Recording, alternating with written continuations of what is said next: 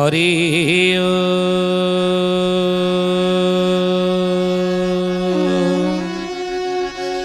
ओम भूर्भुवः स्वः तत्सवितुर्वरेण्यं भर्गो देवस्य धीमहि धियो यो नः प्रचोदयात्।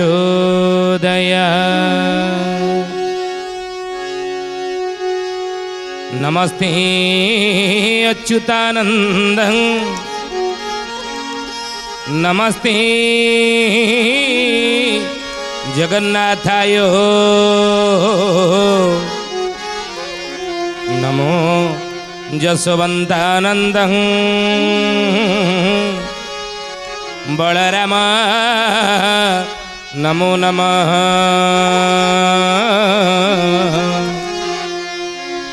बलराम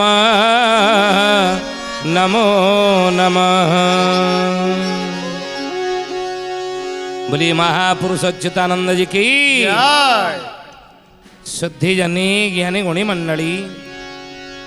आज अध्यायर आलोचना को आपण मानक स्वागत जनाऊँ। आज मालिका वचन आलोचन आम आलोचना करने को जाऊँ महापुरुष शिशु अनंत तांको शिष्य बारंग आगरे मालिकार नाम कलिजुगर गीतारे जो विषय आलोचना करते तदनुरूप महापुरुष अच्युतानंद 46 पटल से कथा कहले शिष्य रामचंद्र आगे बोले बाबूरी कलिजुगर शेषार्धरे संसार रे यही सांप्रतिक घटना मान घटव कौन ना 11 वर्ष बालिका गण रजस्वाला हेबे अर्जुन जान ये कथा को भगवान कृष्ण द्वापर जुगे अर्जुन को कही महापुरुष अच्युत शिष्य रामचंद्र को कहते आउ हेले कौन हम तांकरी जे पुत्र कन्या हो इवे केवल दीना बंचीवे केवल दीना बंचीवे केवल दीना बंचीवे। अच्युतानंद महापुरुष मालिका शास्त्र रे 64 पटल रे एक कथा लिखिछन ये केते दूर ठीक कि भूल या विचार करिवार काम होची हमर कहीं विज्ञान बहुत डेवलपमेंट कलानी ना चंद्र पृष्ठ रे पहुंची घर तैयारी करी रहिवार सपन देउरी विज्ञानी गण देखिलेनी वर्तमान मध्य संभव हेलानी बहुत धन्याढ़ व्यक्ति पाखे बहुत धन अच्छी स्त्री की खुशी करिया पई उपहार स्वरूप चंद्र पृष्ठ मु जगह किणी तम ना करूना ये घटना घटिला महापुरुष लिखिले ज्ञान को कहार खातिर नथिबो बड़ीब विज्ञान भाऊ चंद्रमंडल रे लोके पशि जिबे थोके हेबे हाउ हाउ चंद्रमंडल लोके पशिबे एबे सब जगह किणिले ये स्त्री की खुशी करिया पई ता नार किणुछ रे भाई जगह किणुछ पैसा आज कौन करवा जहाँ पाखे आलोचना आम करूँ जहाँ पाखे धन अच्छी तार चिंता धन को किभली सुरक्षा दब धन को कौ बाटर खर्च कर धन थे रोग बैराग ह्रास कर धनर निज से खर्च कर जहाँ पाखे धन ना किमिति परिवार प्रतिपोषण कर चलो किमिति तार मध्य चिंता नहीं तेणु जहाँ पाखे अच्छी किसी उपाय पाइला ना खर्च कर चंद्रमंडल जगह किणला जगह कि रही तू बंचिक रही घर तैयारी कर तेणु महापुरुष कहते बाबू रे विज्ञान जदि ये स्थिति रे आसी पहुंची ताले आपण अनुमान करंतु परखंतु ये केते दूर महापुरुषंकर मालिका सत जदि 11 वर्ष बालिका गण रजस्वला हेबे ताहेले तांकर जो संतान पुत्र हो कन्या हो मो गुरुदेव लिखिं वेदमूर्ति तपनिष्ठ पंडित श्री राम शर्मा आचार्य पुत्र कन्या उत्पन्न करिवार विधि पतिपत्नी चाहिए स्वामी स्त्री चाहिए इच्छा अनुसार पुओ कि झील एमाने जन्म करई पारिबे संतान जन्म करई पारिबे इच्छा अनुसार तार विधान ये पुस्तकटी रे गुरुदेव लिखिछन पुत्र कन्या उत्पन्न करिवार विधि बही रे पंडित श्रीराम शर्मा आचार्य गोटे पुस्तक तेणु से पुत्र कन्या जदि भी जन्म हेबे केवल अल्प दिन बंचे महापुरुष लिखिछन अल्प दिन बंचे माने कौन दीर्घायु हेबेनि अल्पायु हेबे आ जदि भी बहुत वर्ष बंचती ताले रोग वैराग सहित बंचबे रोग व्याधि सब ग्रास कर सब मेडिकल धरी दौड़ुवा ये घटना ये रामचंद्र तुम्हें देखब आउ पुणी कहले जे केहू गर्भरो बेबी नासा बंची किला भीबे बहुत क्लेश बंची किला भीबे बहुत क्लेश बंची किला भीबे बहुत क्लेश कहले जदि भी महापुरुष कहते जे केहू गर्भरु होइबे विनाश महापुरुष कहते किए भी गर्भरु मध्य विनाश हो जाई पारे प्रभु न करंतु भगवान न करंतु ईश्वर न करंतु जे ए अघटनटी घटू भगवान न करंतु ये भली किंतु या उचित नुह महापुरुष से कथा लिखिले ये हवा ठीक नुह पुणी लिखुचंती जे पुणी जनमीबे बाहो आला ख्याणी पिशाची राक्षसी जोगनी डाकिनी पिशाची राक्षसी जोगनी डाकिनी पिशाची राक्षसी जोगनी डाकिनी बोले बाबू रे आउ कौन हम 11 वर्ष बयस गोटे नारी जदि रजस्वला हुए ताले से जदि महापुरुष को विवाह करे से विवाह परे परे जो संतान तांकर जन्म हुंती कम वर्ष रे आईनी सम्मत मध्य नुह कहीं बोले महापुरुष अच्युतानंद जी की 18 वर्ष बयस ही नहीं चलो हे ज्ञानी गुणी मंडल आईन सम्मति देव ना विवाह करने उचित नुहे आईन विरुद्ध ये तेणु महापुरुष को जदि हुए ताले कौन हम संतान संतति यदि जन्म हुए ताले कहले कहले सी कौन अल्पायु हम रोग व्याधि हम जन्मरू मृत्यु पर्यंत रोग व्याधि ग्रास कर नतुबा आउ कौन हम ना गर्भरू से विनाश हो जापे मरी जापे आउ ना पुणी जन्मीबे बहु अलक्षण यदि कन्या जात हुए अनेक अलक्षणी मध्य जन्म हो आज समाज रे आम देखुचे घड़ी घटना घटवार या आके ना घटवा तेणु से महापुरुष कहते अलक्षणी से गणा हो जाए अलक्षणटा कहते कि महापुरुष से कथा कहले जदि भी संतान जन्म से अलक्षणी होते आउ केतक कहती देखी ये अनेक घर को बहुत अनेक स्त्री लोक मैंने जाती से घर जब छुआ गोटे थी सी आसला सी छुआ मोर खाऊँगी खाइबा सी देखीला तो आज मो छुआ पेट से खराब अच्छी 4-5 थर झाड़ा कला परा जिते देला बेलू आज दिन मैंने मोटे खाऊनी खाली कांदुची मो छुआ कहीं कांदी ना सी अमुक घर स्त्री लोक आम घर को आसना डांटा या देवे कथा आजिकल का कथा समाजर कथा कहते मो छुआ आज भारी कांदुची ना कहीं कांदी ना कौ मोटे जहाँ खुआले सी आज कहीं खाऊनी ना कहीं खाऊनी ना मुझे आज खुआई दौली आ सी अमुक घर स्त्री लोकटा आसला तो सी देखीदेला मुझे खाइबा देला बेले मो छुआ को आ दृष्टि पकई देती डांटा सी परा आ सी डांटा देखी मो छुआ खाऊनी खाली कांदुची तेणु महापुरुष से कथा कहले पुणी जन्मीबे बहु अलक्षणी आउ पिशाची राक्षसी जोगनी डाकिनी समाज यही भाव चित्रित करे ध्यान देवे कथा पर ये जे सत ये घटना जे केते दूर सत से कथा पर आम आलोचना करूना आम आलोचना कर समाज रे ये भाव से चित्रित हूँ ये भाव से गणा हूँ ये दृष्टि रे समाज रे लोक मैंने देखते बुझे आउ कौन कहले तांक तेजरे स्वामी जीवे मारी विधवा भावे दीना थीबे हरी विधवा भावे दीना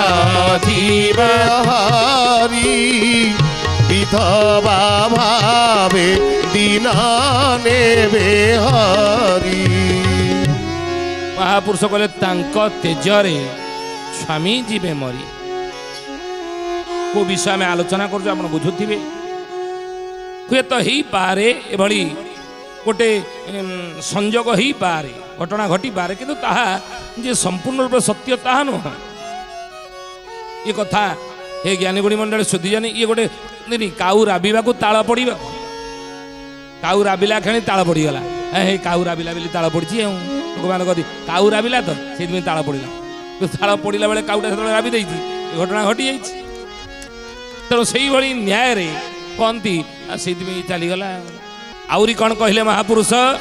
ना एक गर्भरो तीनी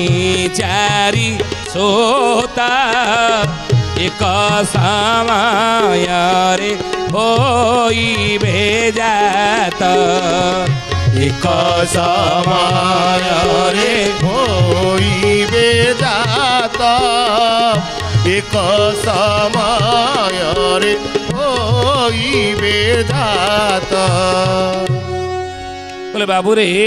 सेते बेले कौन हब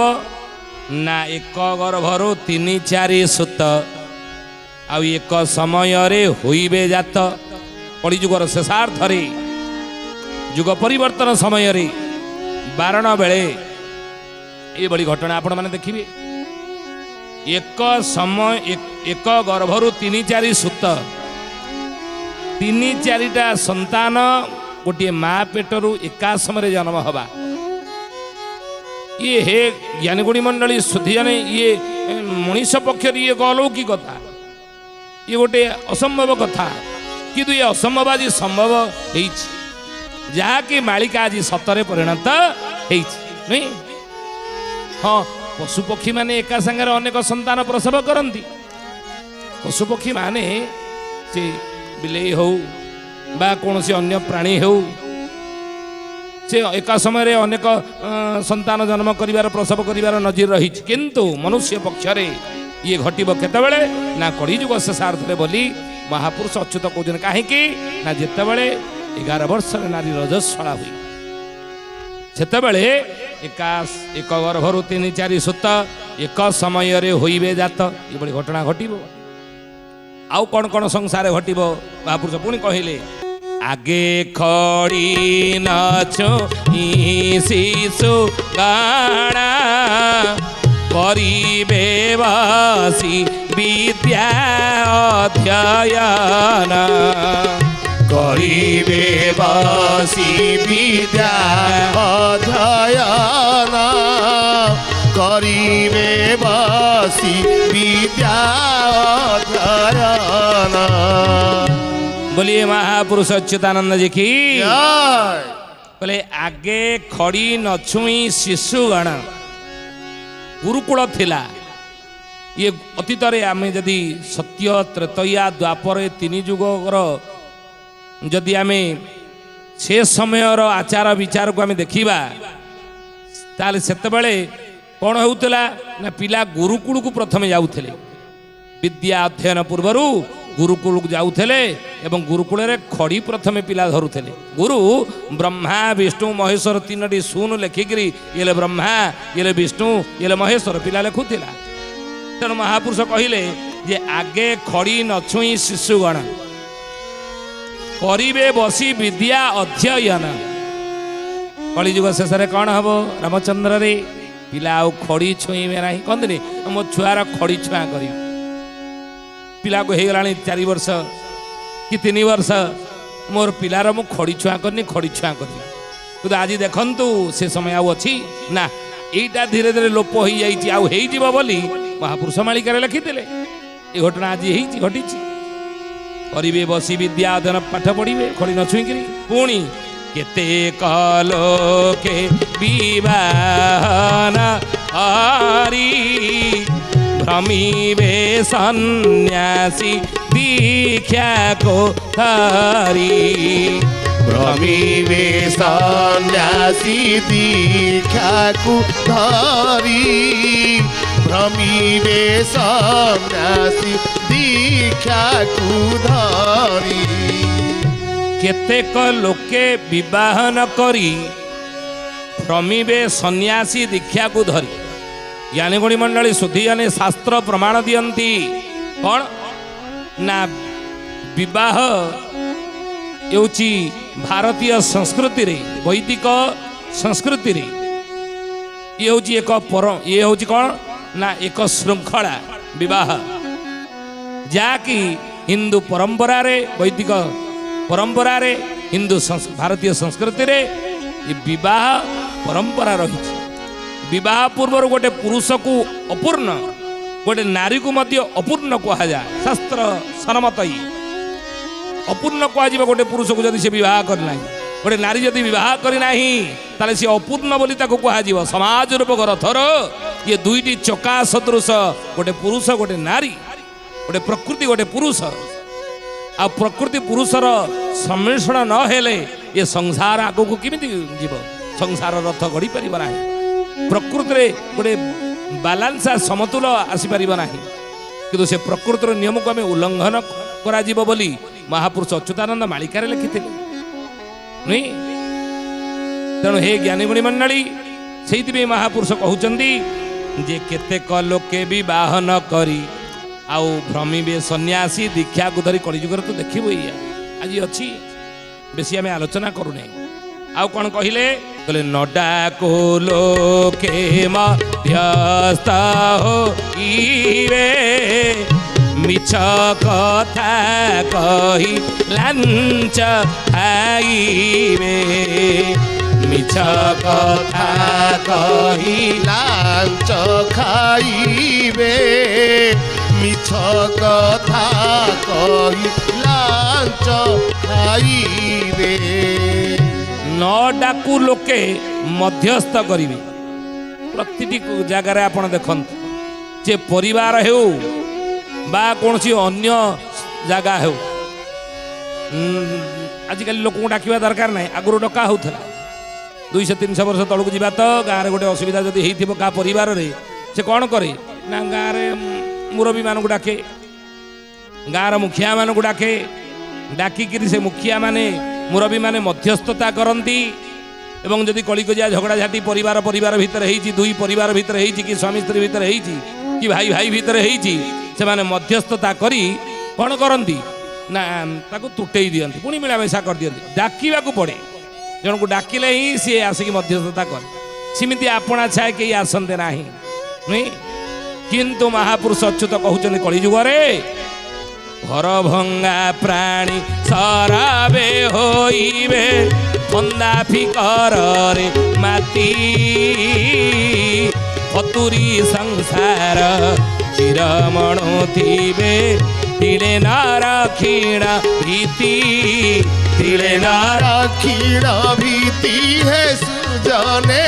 तिले नार क्षीण भीति तिले नार क्षीण भीति है सुजने तिले नार क्षीण भीति